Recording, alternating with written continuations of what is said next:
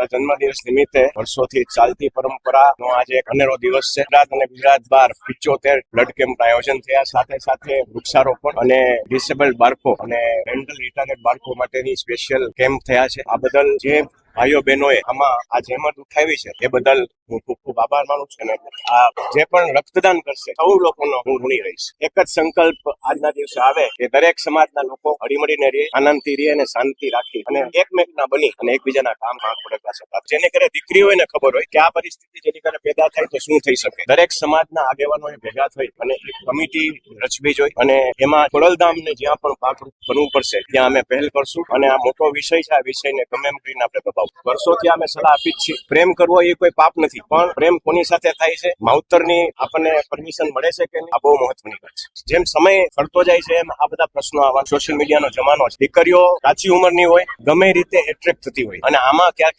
ઘણી જગ્યાએ ફસાતી હોય, તો દીકરીઓને પણ મારી આ તકે આજના દિવસે ખાસ વિનંતી છે કે આમાં બહુ ચકાસી અને ક્યાંય એટ્રેક્ટ થવાની જરૂર નથી. પ્રભુ પર ભરોસા રાખવો, ભગવાન ઉપર ભરોસા રાખવો. જે આપણને મળવાનું છે અહીંથી કોઈ છીનવી નથી જવાનું, એટલે કોઈ જાતનું એટ્રેક્શન ન થાય અને દીકરીઓ વ્યવસ્થિત રીતે માવતરનું માની અને આગળ વધે એવી આ તકે વિનંતી. બહુ દુઃખની વાત છે, જેને કરે દીકરી હોય ને ખબર હોય કે આ પરિસ્થિતિ જેની કરે પેદા થાય તો શું થઈ શકે. એટલે દીકરીઓને ફરીથી મા બાપ તો ઈચ્છતા જ હોય કે એની દીકરી બહુ સારા ઘરે જાય, સારી જગ્યાએ પ્રસ્થાપિત થાય, પણ જયારે આવા પ્રશ્નો ત્યારે દુઃખની વાત છે. દીકરીઓને ફરીથી અપીલ અને વિનંતી કરું કે એટ્રેક્શનમાં ન આવી અને સાચા પગલે સાચા રસ્તે. સમાજ અને સોશિયલ મીડિયા ખૂબ મોટા થઈ ગયા છે. દરેક સમાજના આગેવાનો ઘણી બધી વાતો કરે છે. આપણે એક સમાજને લઈને આજે વાત ન કરી, પણ આ એક જે આપણે પ્રશ્ન કર્યો એ દરેક સમાજનો પ્રશ્ન છે. અને આ ફરીથી હું કહીશ કે દીકરીઓને પૂરેપૂરો અધિકાર છે બધું કરવાનો. સિંગર પણ બની શકે છે અને કોઈ પણ ક્ષેત્રે આગળ વધી શકે છે, પણ એને કેટલો એને હદમાં રહેવું એ એના માટે. હું એવું માનીશ કે આ ભારત વર્ષની અંદર સૌથી મોટા ગાયિકા કોઈ હોય તો એ લતા મંગેશકર હતા. એ પણ એક દીકરી જ હતા. એક